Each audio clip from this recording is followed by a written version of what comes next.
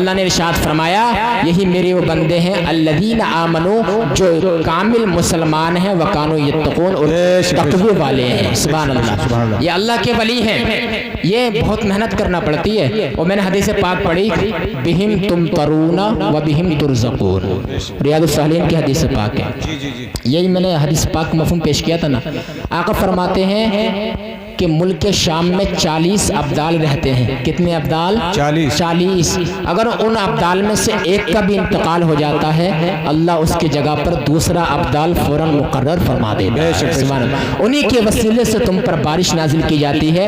انہی کے وسیلے سے تم کو رزق دیا جاتا ہے. یار ہمارے عمل اس لائق نہیں کہ ہمیں روزی روٹی وغیرہ مل جائے. یہ تو سب اولیاء اللہ کا فیضان ہے جو ہمیں روزی روٹی مل جاتی ہے. ایک مثال میں پیش کرتا ہوں, توجہ ہے نا آپ حضرات کی؟ تو تڑپ کر بول دیں یا رسول اللہ. ایک کسان کو آپ نے دیکھا, وہ کسان کو ایک کسان کسانی کرتا ہے, اس میں اپنا بیج ڈالتا ہے, جو بھی کرتا ہے. اس کے بعد جب گیہوں یا دھان تھوڑے اگ کر آتے ہیں تو وہ انجن سے یا موٹر سے پانی دیتا ہے.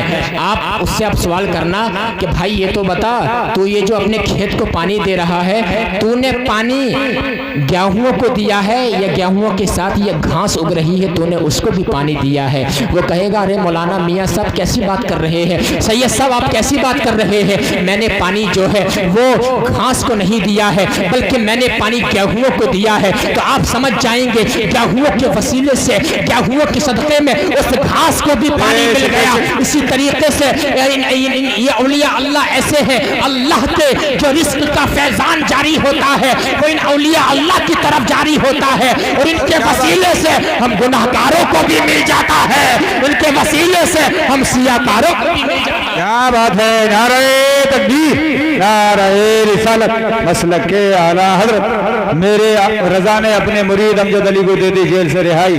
نجدیہ تیری سمجھ میں اب بھی نہ آئی. سبحان اللہ, جزاک اللہ. حضرات یعنی ان کے وسیلے سے ہمیں مل جاتا. اور علماء کرام توجہ فرمائیں, استاد الاساتذہ بیٹھے ہیں, ابھی حدیث پاک سن لو.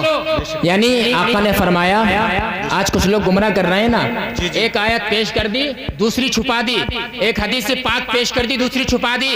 بھولی بھالی عوام کو لوگ گمراہ کر رہے ہیں. ارے یعنی وہ حدیث پاک ہے نا, نبی نے ارشاد فرمایا اے لوگوں جب تم کسی پریشانی میں گھر جاؤ, کسی تنگ دستی یا کسی اچھمبے میں پریشانی میں آ جاؤ تو تم اللہ کے بندوں کو مدد کے لیے پکارنا. تم کہنا یا عباد اللہ اغیثونی ای اعینونی, اے اللہ کے بندوں میری مدد کرو. تو آج کے کچھ لوگ ایسے ہیں دیا بنا وہابیہ جو کہتے ہیں یہ حدیث موضوع ہے, یہ حدیث باطل ہے. میں پوچھنا چاہتا ہوں اگر یہ حدیث موضوع ہوتی, اگر یہ حدیث باطل ہوتی تو خاتم المحققین امام لغوی ارشاد فرماتے ہیں میں جنگل میں جا رہا تھا, میرے پاس میرا خچر تھا اور خچر کو میں نے چرنے کے لیے چھوڑ دیا. کچھ دیر کے بعد میں سو جاتا ہوں, میں نے کیا دیکھا میرا خچر غائب ہو گیا ہے. میں دائیں بھاگا بائیں بھاگا آگے بھاگا پیچھے بھاگا لیکن میرا خچر میرا گدھا مجھے نظر نہیں آیا. آخر میں نے اللہ کی بارگاہ میں دعا کی, مجھے حضور کا فرمان یاد آ گیا عباد اللہ اعینونی, اے اللہ کے بندوں میری مدد کرو. جب میری زبان سے یہ جاری ہوا تو اللہ رب العزت نے میری مدد فرمائی اور اللہ کے نیک صالحین بندوں کی وجہ سے وہ میرا خچر مجھے مل گیا, میرا گدھا مجھے مل گیا. میں پوچھنا چاہتا ہوں اگر یہ حدیث پاک موضوع ہوتی, اگر یہ باطل ہوتی تو امام لغوی عمل نہ کرتے. اس سے یہ پتا چل گیا یہ حدیث موضوع نہیں بلکہ حسن کے درجے پر فائز ہے. کیا بات ہے. نعرہ تکبیر, نعرہ رسالت, مسلک اعلیٰ حضرت عرف رضوی کا میلہ, چلا ہے رضویوں کا ریلا, نجدیہ بھاگ جا لے کر ٹھیلا ورنہ کھا جائیں گے تیرا کھیلا. واہ ماشاءاللہ. یعنی توجہ فرمائے یہ حدیث موضوع نہیں بلکہ حسن کے درجے پر فائز ہے. سبحان اللہ. تو اللہ کے بندوں کو یعنی مدد کے لیے پکارا جا سکتا ہے. سب لوگ ذرا مل کے پڑھیں یا عبد القادر جیلانی شیئا للہ المدد, یا عبد القادر جیلانی شیئا للہ المدد, یا علی یا علی یا علی یا علی مشکل تلی. مولا علی کی بہت بڑی شان ہے. حضرات یعنی آپ اندازہ لگائیں ایک آیت پیش کر دی دوسری چھپا دی, ان کا کام ہی یہ ہوتا ہے. کسی عالم سے ملاقات نہیں کرتے یہ اہل سنت و جماعت، بے شک بے شک، بھولی بھالی عوام سے ملاقات کر لیتے ہیں۔ وہ قرآن پاک کی ایک آیت پیش کرتے ہیں، بات سمجھ میں آ رہی ہے حضرات کے؟ پوری تقریر سمجھ میں آئی انشاءاللہ؟ دیکھیے جلسے کی جو کامیابی ہوتی ہے نا وہ صرف اس لیے کہ صاحب ہم آئے اور ہم نے دیکھا اور ہم مزے لے کے چلے گئے، پھر بعد میں ایک کان سے سنا دوسرے کان سے نکال دیا۔ جلسے کی کامیابی کا جو تعلق ہوتا ہے وہ روحانیت سے ہوتا ہے۔ جب ایسی ایسی شخصیتیں استاد الاساتذہ اور علماء کرام سادات کو آپ نے بلوایا ہے تو انشاءاللہ آپ کا جلسہ 100% کامیاب ہے۔ سبحان اللہ، 100% کامیاب ہے، سبحان اللہ۔ یعنی ایک آیت پیش کر دی دوسری چھپا دی۔ یہ کہتے ہیں وَمَا لَكُم مِّن دُونِ اللَّهِ أَوْلِيَاءَ، اللہ کے علاوہ تو تمہارا کوئی ولی نہیں ہے، تمہارا کوئی مددگار نہیں، تمہارا کوئی دوست نہیں۔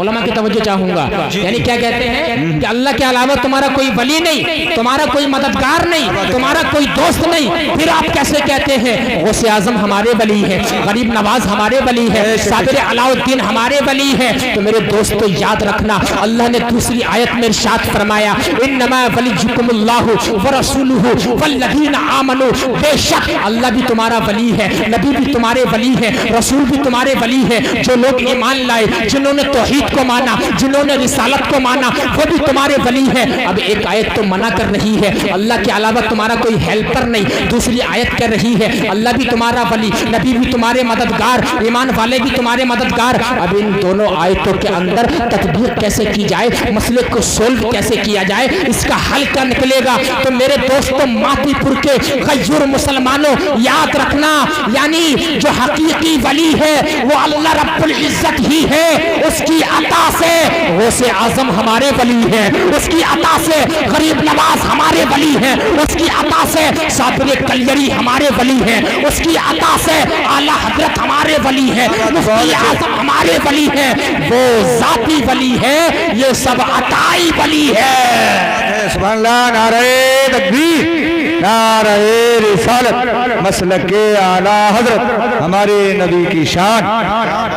سبحان اللہ، وہ ذاتی ولی ہے، وہ حقیقی ولی ہے، یہ سب عطائی ولی ہیں۔ کسی کے چکر میں مت آنا، لوگ جو ہیں بھولی بھالی عوام کو گمراہ کرنے میں لگے ہوئے ہیں۔ نبی نے ارشاد فرمایا ایاکم و ایاہم لا یفتنونکم ولا یضلونکم، ان سے بچ کر کے رہو۔ اولیاء اللہ سے محبت والا عقیدہ کبھی مت چھوڑنا، ان سے محبت کرتے رہنا، دنیا میں کتنی مصیبت کا پہاڑ ٹوٹ جائے مر جانا، لیکن اولیاء اللہ سے محبت والا عقیدہ کبھی مت چھوڑنا۔ انشاءاللہ اولیاء اللہ جو بہت تصرفات ان کو حاصل ہوتے ہیں، آج لوگ کہہ رہے ہیں اولیاء اللہ کی کیا شان ہے، ان کے بھی تو ہاتھ ہیں ہمارے بھی تو ہاتھ ہیں، ان کے بھی دو پیر ہیں ہماری بھی دو پیر ہیں۔ حالانکہ قرآن میں واضح فرق موجود ہے، حدیث پاک میں واضح فرق موجود ہے کہ اللہ کا ولی جو اپنی آنکھ سے دیکھتا ہے، اپنی آنکھ سے نہیں بلکہ اللہ کے نور سے دیکھا کرتا ہے۔ اتقوا فراست المؤمن فإنه ينظر بنور اللہ، یعنی نبی فرماتے ہیں کہ مومن کی ولی کی فراست سے، اس کی نگاہ سے ڈرو، اس لیے کہ وہ اللہ کے نور سے دیکھا کرتا ہے۔ بے شک بے شک، سبحان اللہ۔ ایک بہت ہی پیارا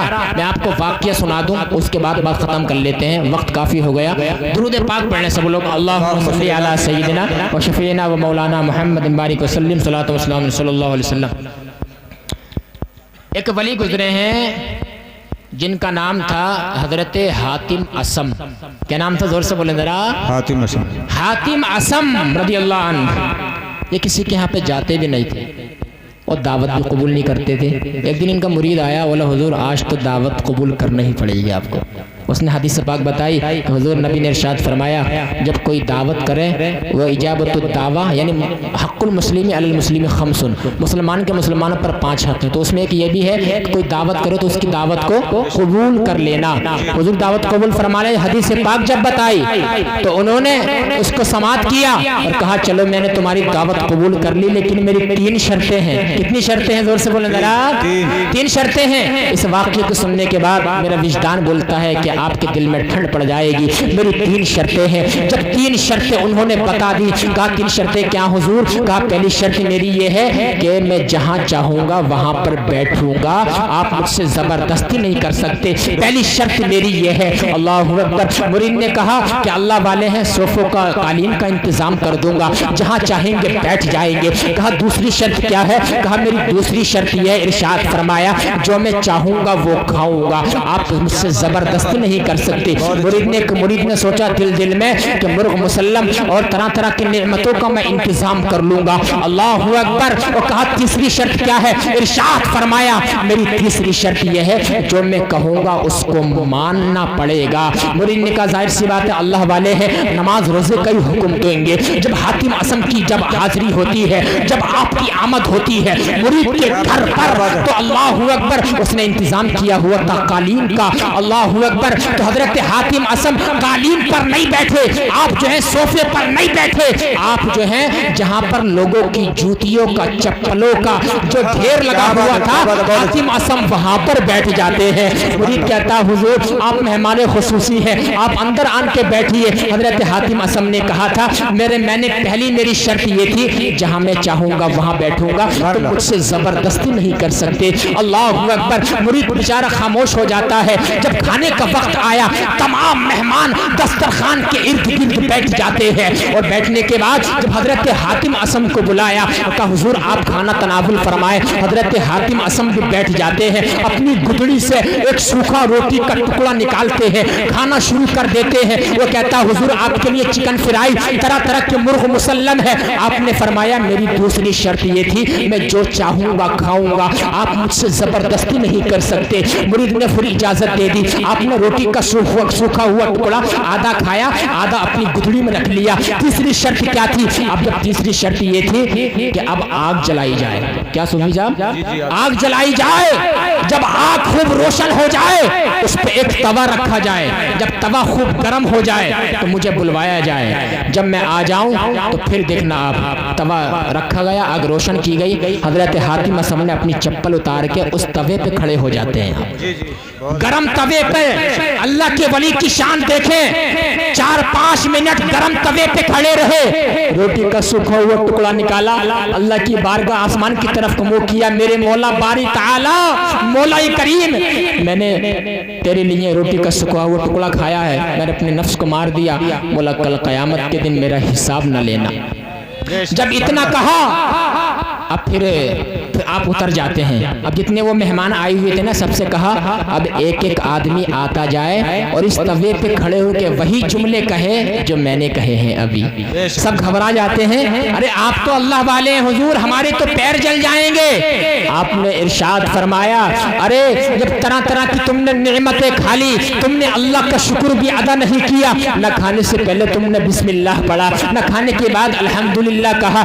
جب آج تم یہ صرف چند منٹ کے لیے اس توے پہ کھڑے نہیں ہو سکتے, کل قیامت کے دن جب نفسی نفسی کا عالم ہوگا, زمین تانبے کی ہوگی, لوگ برہنہ اٹھائے جائیں گے, اور جب سورج سوا نیزے پر ہوگا, جب کوئی سایہ نہیں ہوگا سوائے اللہ کے سائے کے, تو حضرت حاتم اصم فرماتے ہیں کہ اس دن تمہارا کیا حال ہوگا. سب لوگوں نے چیخ و پکار کے بعد آہو فغا کرنے لگے اور حضرت کے قدموں پہ گر جاتے ہیں. سچے دل سے سب لوگوں نے توبہ کی اور کہا حضور ہمیں توبہ کرا دیں, اور کہا حضور آج کے بعد ہم کھانا تناول کریں گے تو بسم اللہ پڑھیں گے, الحمدللہ پڑھیں گے. میں آپ سے پوچھنا چاہتا ہوں لوگوں جلسے سے پیغام لے کر کے جاؤ, کبھی آپ نے کھانا کھانے کے بعد اللہ کا شکر ادا کیا, کبھی آپ نے بسم اللہ پڑھی, کبھی آپ نے پانی پینے کے بعد اللہ کی حمد بجا لائے, آپ نے کچھ کیا, کبھی آپ روزانہ 10 مرتبہ درود پاک پڑھتے ہیں. حضرات محترم ہمیں کہاں توفیق ملتی ہے, یعنی زندگی ہے, معلوم نہیں کب زندگی کا آخری موڑ آ جائے.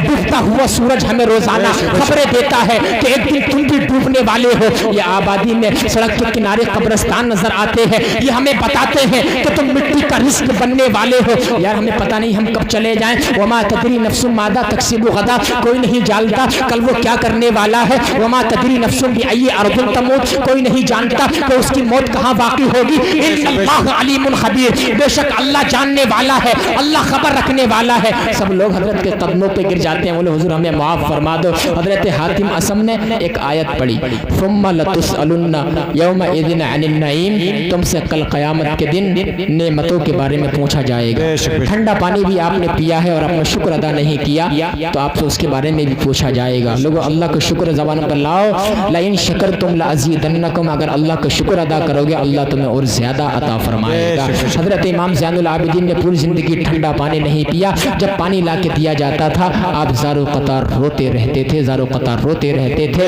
बहरहाल ये मैंने बयान किया। मौला तबारक व तआला इस मुख्तसर सी तकरीर पर अमल करने की तौफीक अता फरमाए। सरकार गौसे आज़म का सच्चा पक्का मुरीद बनाए और कल क़यामत के दिन गौसे आज़म के मुरीदों में हम सबको शामिल फरमाए। अल्लाह ने इरशाद फरमाया, यही मेरे वो बंदे हैं अल्लज़ीना आमनू